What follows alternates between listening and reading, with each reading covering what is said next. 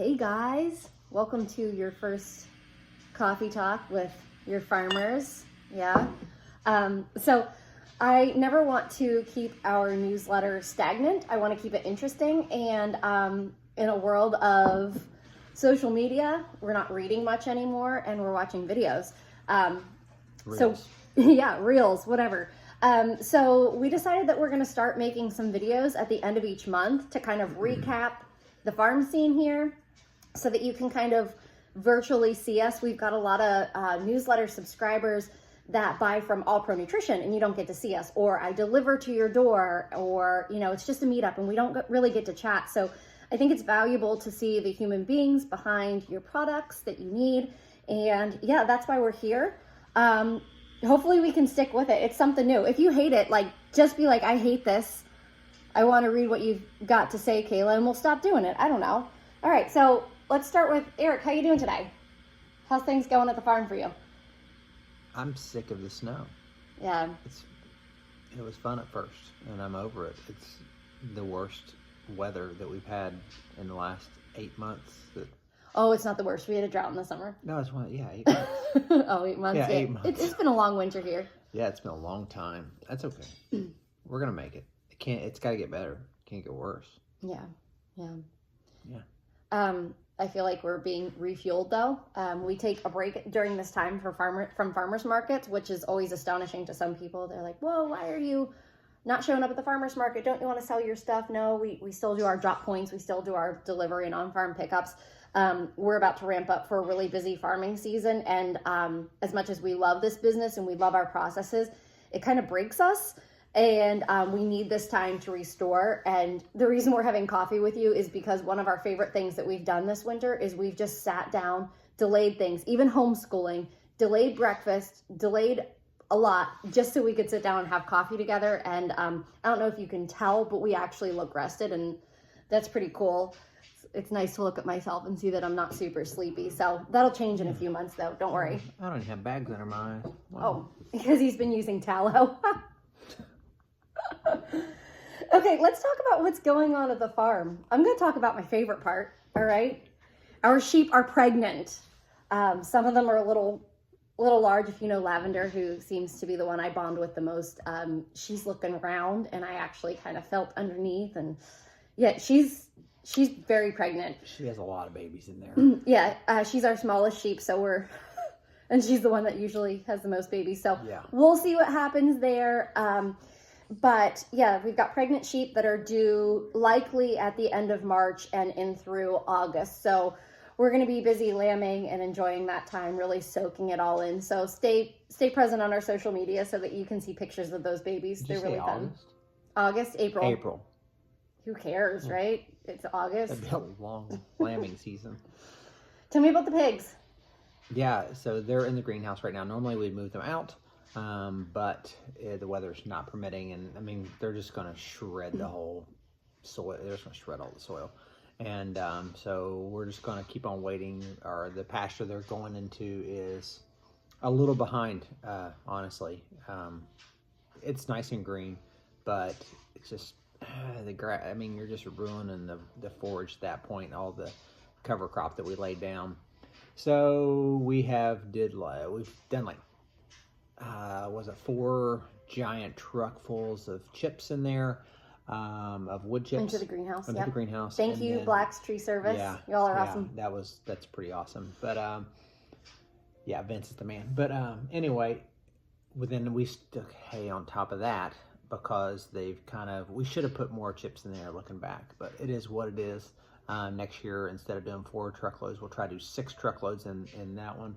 I think that'll be fine because we put them out usually at the end of February.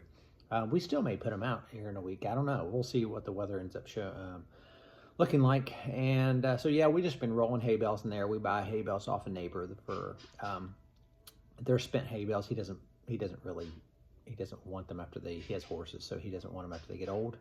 And well, we've rolled out 3 in there right now, so it's really nice right now. I mean, they're just loving life. They're super warm. The waters don't get frozen. It's the ideal for them. They're still babies, so yeah. But anyway, they'll go out here next month for sure.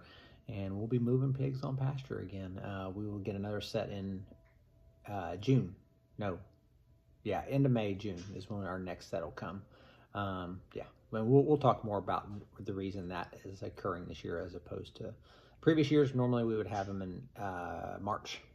Yep, but I don't think we should divulge that just yet. I think we'll send an email out about that. Yeah. So we're raising up new laying hens. I don't know if you follow me on social media or not, but I took the trip to Osceola to our hatchery this Wednesday, and I came home with 50 extra laying hens. Egg demand is huge right now. We'll have 400 egg layers on pasture at one time. Yeah, so we're aiming high. Hopefully you all buy eggs from us. Please do. A lot of, the egg prices have gone up, and honestly, like, because of our labor, we have to keep our egg prices high and our feed and all that goodness. And we're kind of seeing this balance here where people are like, whoa, your egg prices, I know I've bought eggs from you before and they're better quality, they taste better, I like what you're doing, but now that I'm looking in the store, this is more of an affordable option. So we're going to see if we're going to succeed or be faced with a challenge of having too many laying hens. So to be determined. If you know that we're like, hey, does anyone want any layers in the future? You know that we bought too many, and that's okay. We're trying to figure out this business. We're only 6 years in, so yeah. So what's happening with the layers right now is that so these large barns are they get paid when they have to kill them all. So if they have one that has avian influenza, they can kill them all. They're done. They get paid for that instead of getting rid of the couple sick. They say it's going to transfer to humans and all that. I don't know if that's true. I don't know. They said that a couple people have had avian influenza, but so far only one person died. You never know what goes on with all that stuff.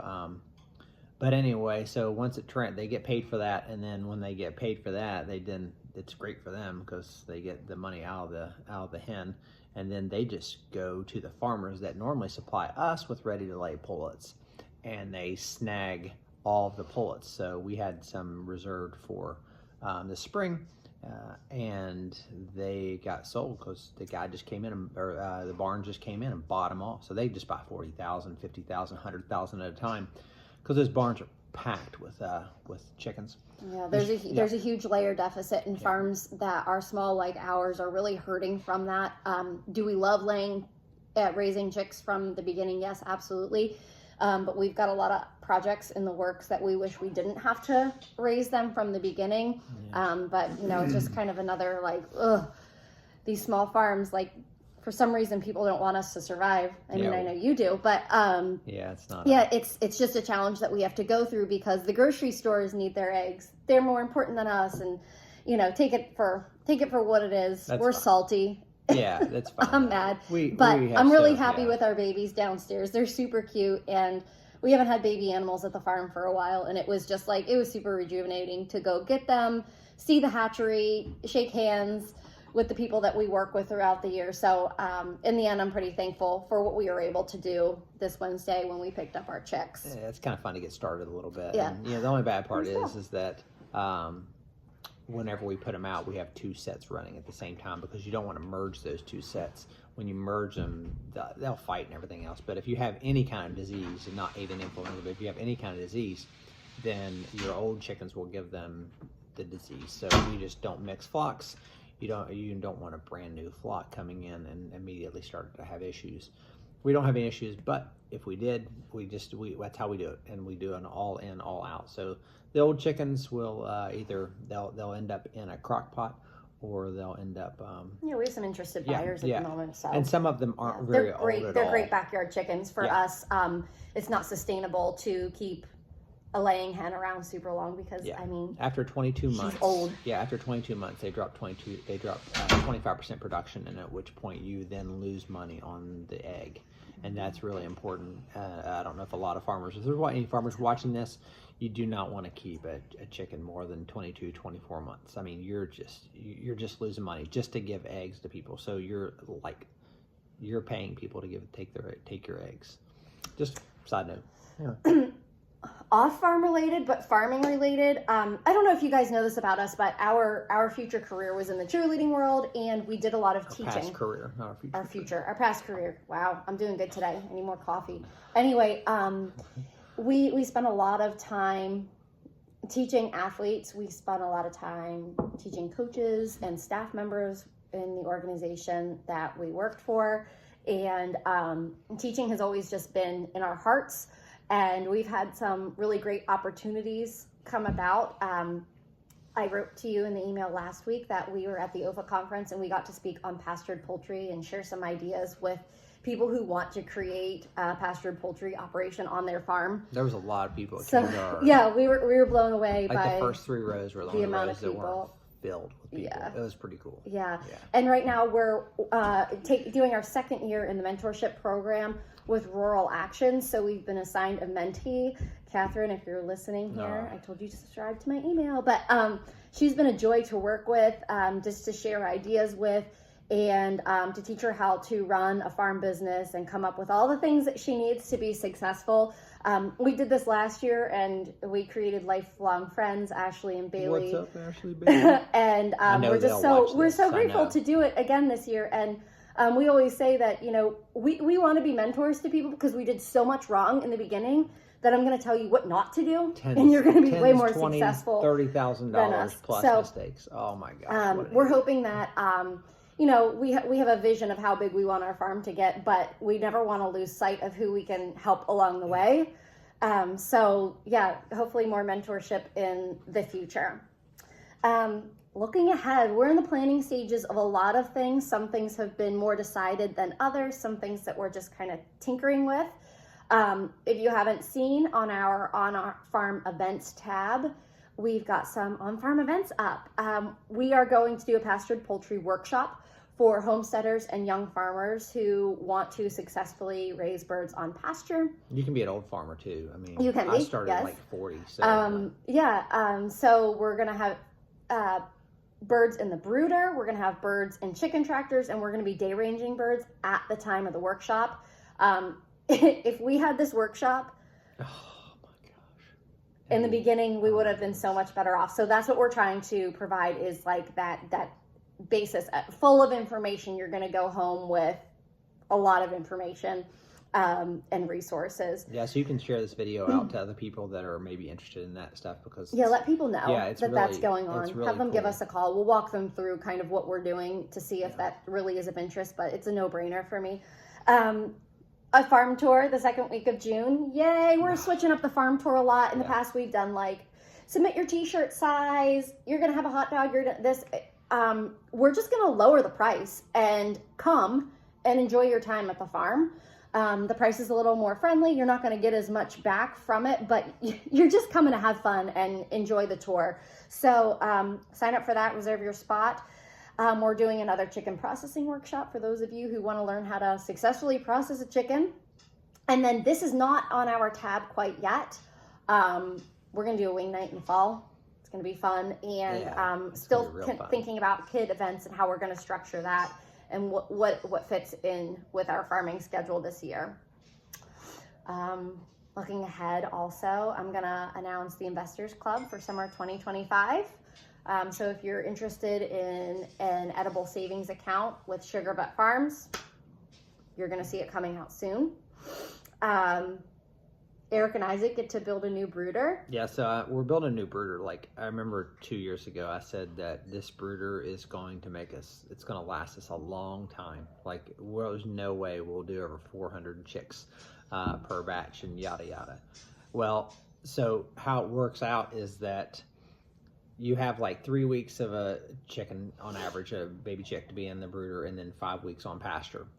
So that works out if the tractors are open, and you can just move the chicks, and cause you have 2 weeks like a break. So you got 3 weeks and 2 weeks break until the chickens can go into the chicken tractor. It's kind of confusing, but I have it written out. I have like a spreadsheet that I do all this on. So now we have a day ranging flock that's totally separate.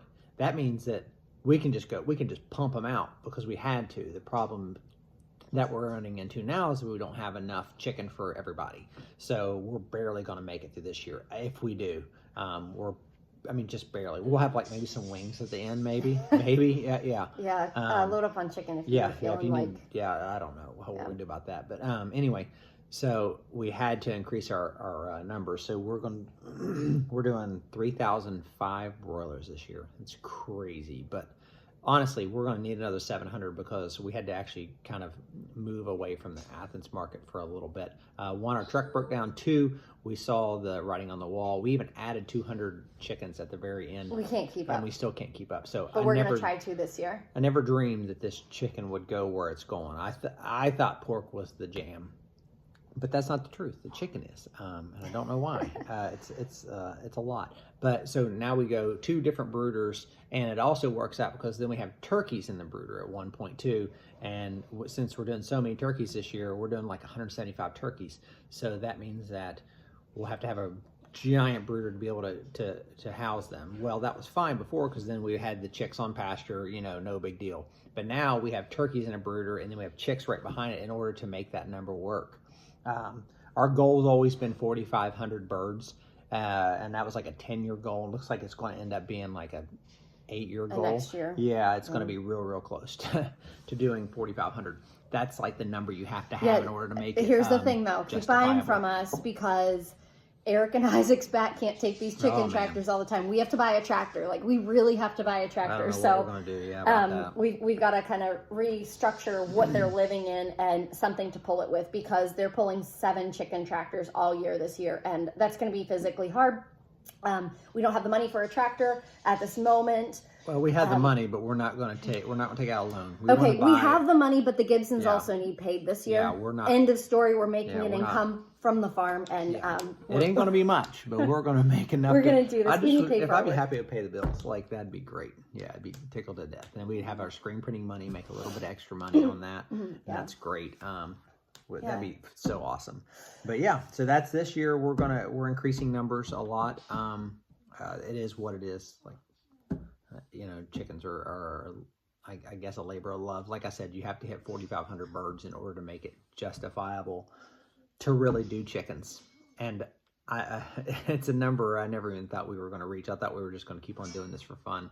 But that's actually going to be a nice situation because I think that once we hit 4,500 birds, we should be able to take on another part-time employee. That's kind of the goal behind it. Like I said, that'll be next year, year after, whatever. So that's the reason 45 has always been our number. But yeah, so yeah, we are going to do a lot of chickens this year. But cool, we're gonna have another brooder, and it's gonna be even better too. I'll show you all about it. Like I got some really cool stuff on the brooder we're gonna do. Yeah. A lot of people at the Apple conference helped us with their brooder situation, so that's pretty cool. Yeah. Here in the next couple of days, even, I'm going to send out an email. So you'll get probably 2 emails this week. I'm sorry. I don't mean to do that. It's just like, if something's important, I will send it. Restructuring our weekly schedule. I love delivering to you all. But it's like, I'm going in all different directions. So we're restructuring our delivery so that you can kind of plan for a monthly delivery. Consolidating it to specific areas so that I'm not out and about for 4 hours delivering to 5 or 6 people because I'm going in all different directions. So be on the lookout with that. I'm offering a really cool deal. So open the next email that comes your way. You're going to probably really like it. And then I'm adding a drop point to all you Cambridge people. It's an expensive delivery fee. I hate having to charge that. And we're going to do a monthly drop point. It's the third Thursday of every month, or Monday of every month that I'm going to come up that way. We're going to park at Rural King at 6 o'clock, and I'm going to have your orders, and hopefully going to be able to save you a lot of money so that I can just meet everyone at once. Yeah. Do you have anything else to add? I think we could kind of wrap things up at this point. I think we're good. Yeah, it's all, I guess we have one thing to talk about that we haven't talked about. Are we talking about our coffee? Yeah, we really like our coffee. Do you like our coffee? Do you like it? I love my coffee. Bye.